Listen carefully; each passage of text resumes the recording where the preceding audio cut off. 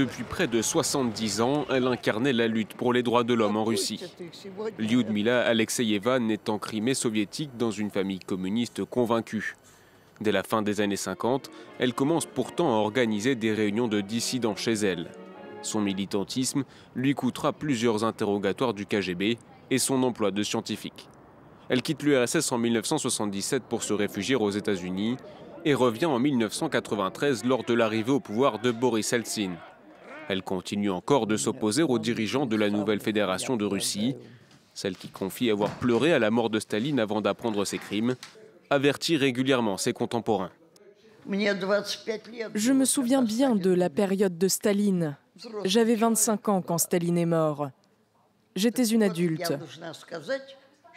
Je dois dire que nos dirigeants actuels essayent de revenir à cette période, en réprimant toute opinion publique indépendante.